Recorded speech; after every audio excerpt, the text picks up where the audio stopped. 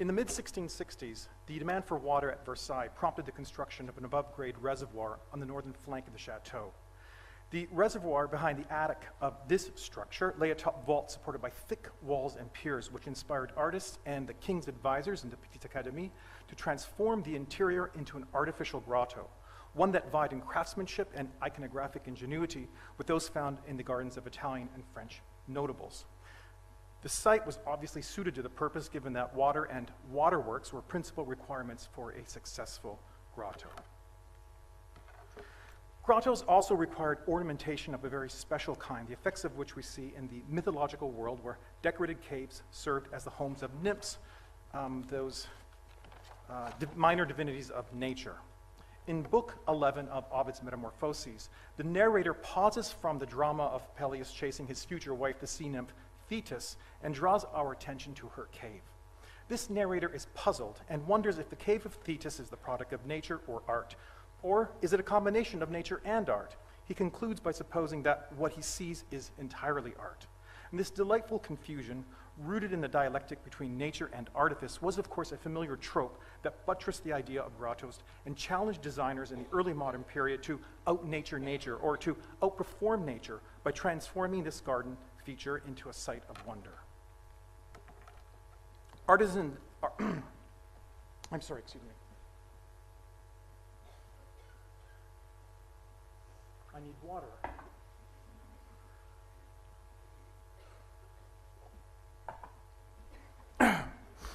Artisans and artists devised an astonishing array of ingenious methods by which to decorate walls, floors, and ceilings with shells, tufa, pumice, colored stones, marble, coral, and mother of pearl. The refined comparative example you see here, only one of many design options, was more or less coeval with what appeared at Versailles, where the richly encrusted walls and pillars were reflected into infinity by a set of large mirrors. It's the first Galerie de Glace, all of which provided a backdrop to the prominent marble sculpture groups nestled in their protective niches. This mise-en-scène was enchanted by dazzling waterworks, as well as pleasant sounds of music and nature from a concealed, hydraulically powered organ. In the official description of the Versailles Grotto, nature succumbs to the king's creative impulse. Louis, as rational creator, bestows harmony and balance upon irrational nature. He reshapes her raw materials into a grotto whose form, decoration, and function were perfectly unified into this now familiar allegory of the setting sun. After the day's arduous task of illuminating the world in his chariot, Apollo the sun god descends with his horses into the oceanic palace of Thetis, whose nymph courtesans attend him at his bath. Here, then, we have an allegorical inflection of the sun that has already set. This resting Apollo, we are told, is Louis XIV accepting comfort at Versailles after completing his daily burdens of governing. So on the right, you see a detail of the central marble group, which originally occupied the central niche that you see on the left. And I should also say, in the 17th century, the sea nymph Thetis was conflated with the ocean god Tethys, but we're not going to worry about that today. This grotto, one of the most admired and visited features at Versailles, was conceived in 1664, fabricated at huge cost, and destroyed in 1684 to make way for the expansion of the chateau, which is the reason scholars rightly ascribe a kind of documentary value to the Crown's illustrated publication. The text of André Philibillon, the chronicler of the arts, has been labeled by those historians who study grottos as one of the richest descriptions devoted to a single grotto in the early modern period. The same might be said of the 20 large images systematically recording the facade and interior features. The text first appeared in 1672. The images were made during a 5-year period from 1672 through 1676.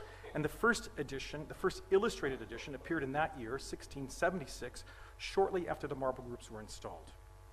So here, I won't show you all of the images today. It's a selection from each group of images in the volume. So we begin with a ground plan in which you can see 6 bays separated by 2 massive pillars, which I have very conveniently circled in red for you. The 3 arches of the facade are red button. Here, 1, 2, 3 at the bottom, correspond to the 3 niches at the opposite end, 1, 2, 3. And those arches were gated, as you can see in the exterior elevation, and they were the only means of natural light. The next 4 sheets are dedicated to each of the facade's 14 bas-reliefs and rondels. The example at the upper right is of the central relief where a really tired Apollo is descending into the ocean en route to the Palace of Thetis. It's the sun setting. At the lower left, we are offered a privileged view of the interior toward the niches. This is the original setting for the sculpture. What's missing from that view are the two massive pillars whose footprints I've marked in red here and in the plan above. Next, we are presented with 6 views of 8 individual pillars, or the faces of 8 pillars, encrusted with shellwork and stonework, and other materials in the form of tritons, cornucopia, grotesque conch-shaped basins, and Louis double L insignia. Select designs underscored in both text and image include the shellwork grotesques, which emitted water from their mouths, and the chandeliers, shown here spitting neat jets of water instead of holding candles.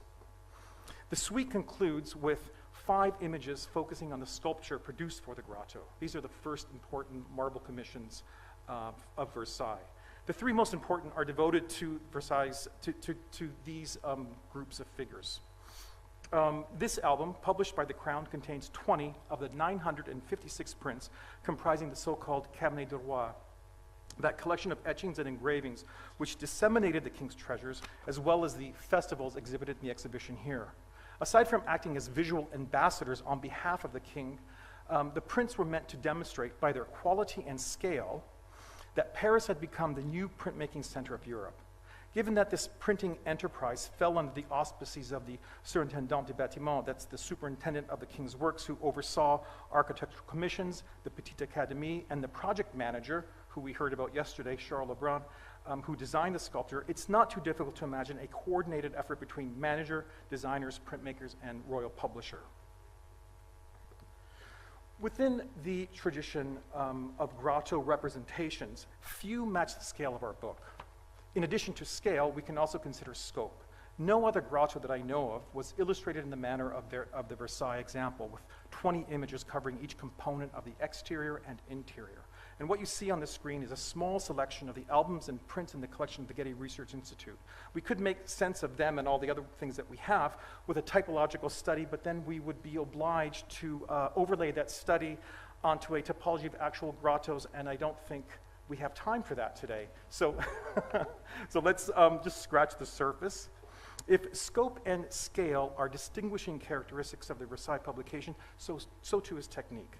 None of the other published works align specific printmaking techniques with the variety of materials and surfaces we might find in a grotto, precisely those materials that we as visitors to these sites were expected to admire and distinguish.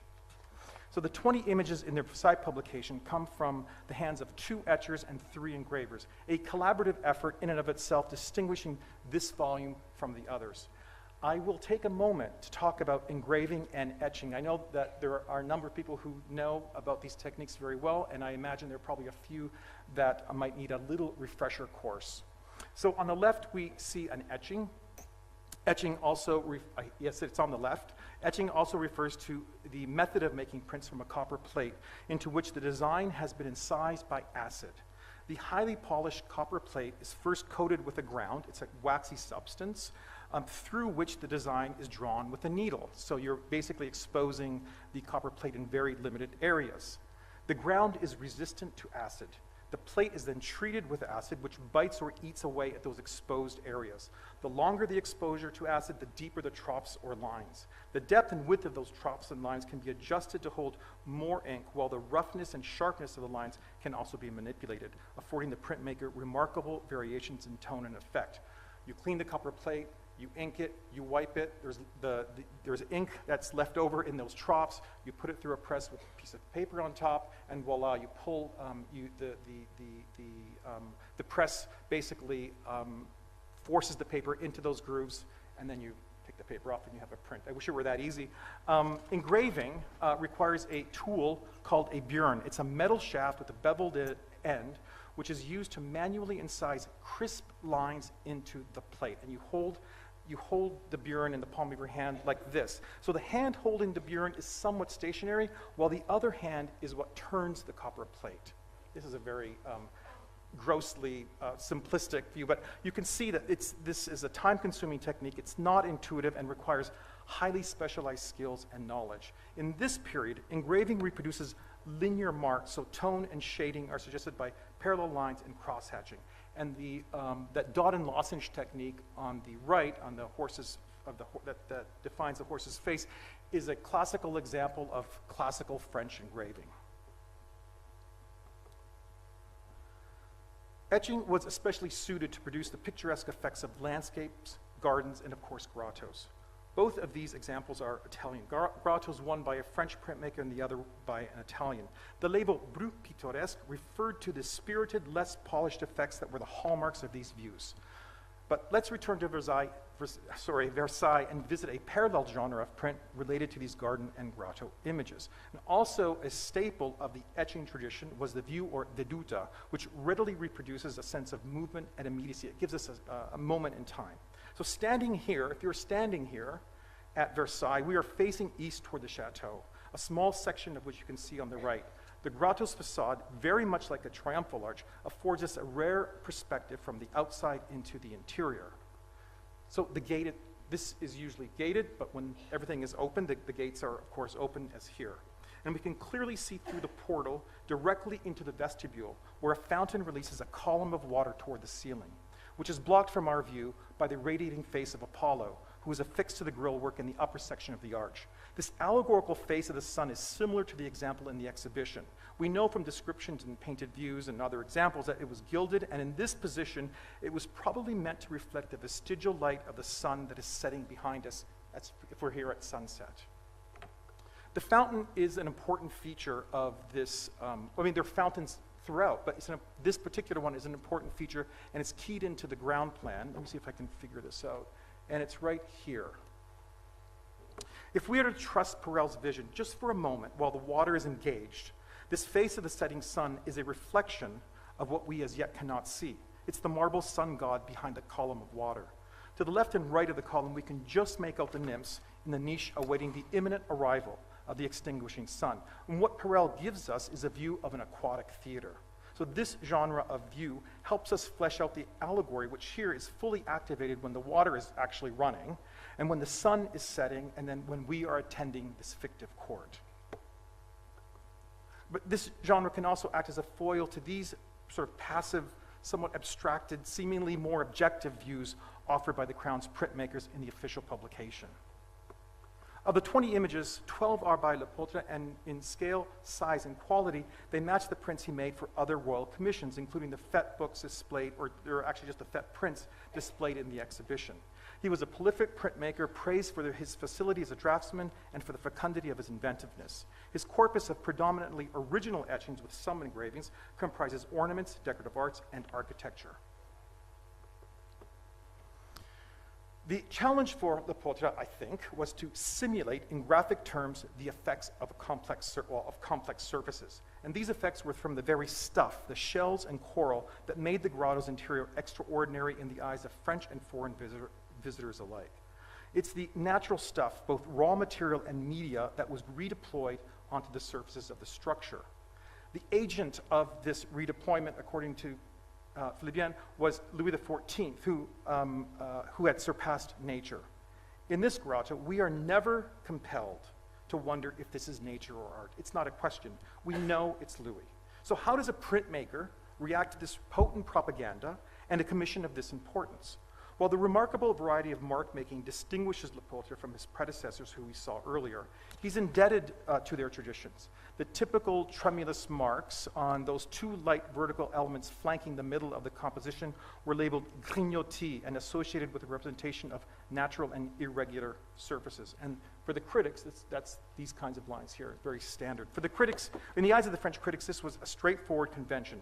Less straightforward in the eyes of those same critics was the way in which Lepôtre apparently abused the detritus of copper and acid to create tonal effects. By the way, this anti-acid criticism was particular to the more classically minded French engravers and writers who dominated printmaking discourse well into the 19th century, and it begins here.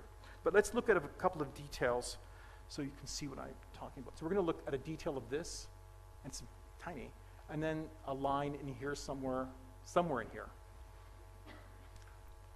Here we go.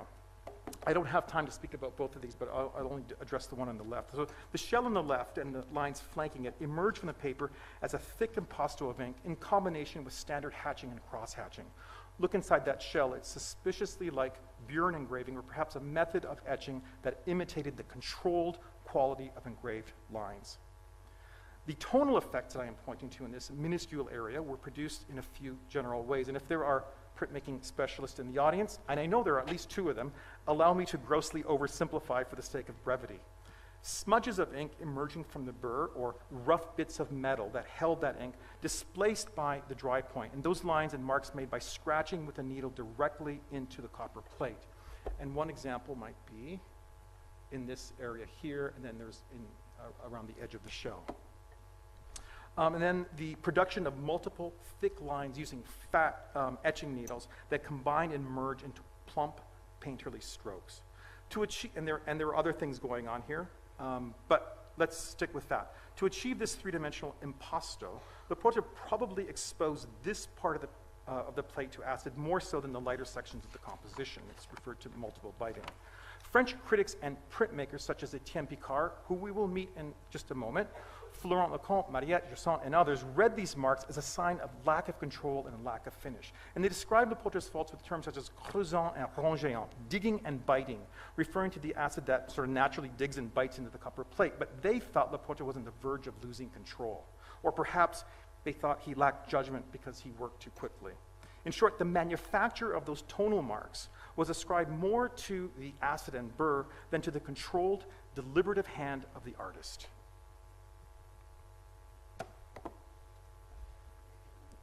The critics point to Leporte's fault in very general terms without citing specific examples. But I take these criticisms as a set of observations prodding us to examine the full range of graphic strategies that sometimes, as in this case, might be aimed at simulating richly encrusted surfaces, but only, again, in very targeted areas where it appears to have the greatest visual effect. You know, most of this sheet, and here we're only looking at a detail, is really a model of control, and it's really that which distinguishes it from the tradition of grotto representation. So there are a couple of different strategies going on in this one print.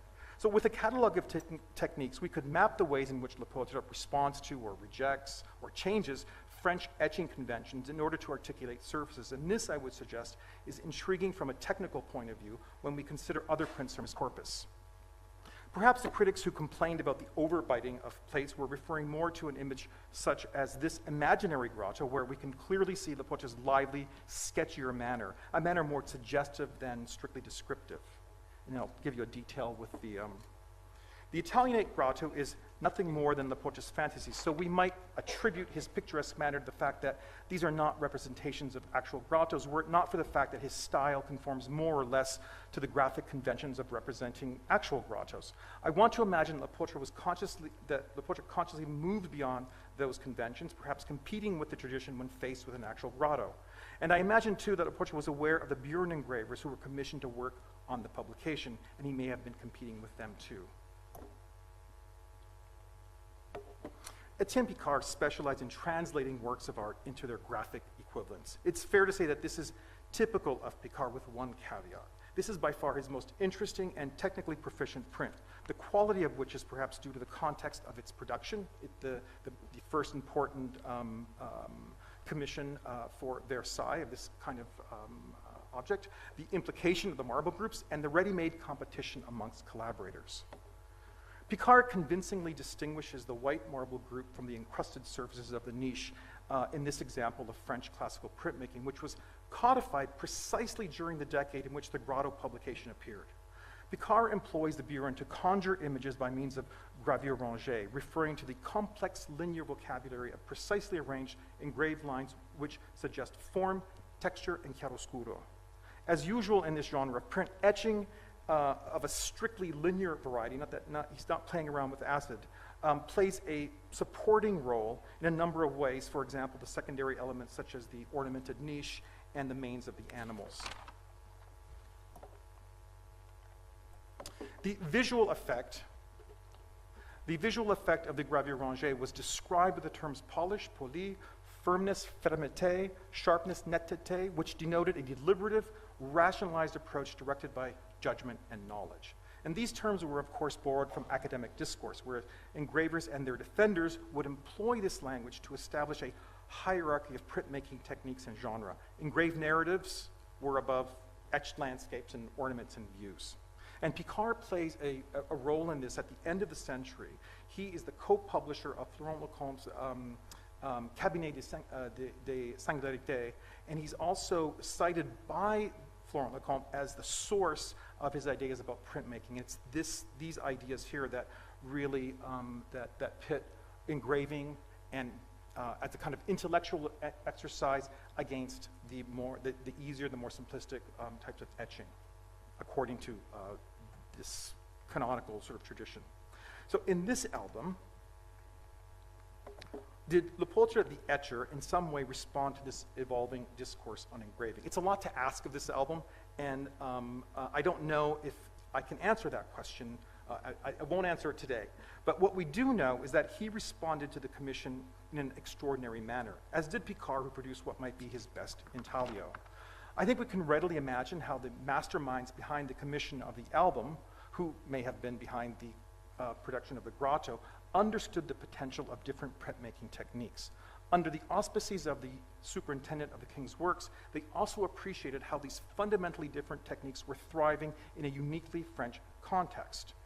The French were obsessed and would be obsessed throughout until the 19th century with investing certain values into certain kinds of printmaking marks. And I think, and Charles Lebrun was at the forefront of those ideas, I believe, in this period. When planning to disseminate one of the first important monuments of Versailles, the king's advisors were in a position to consider not only scale and scope, but also technique. Thank you.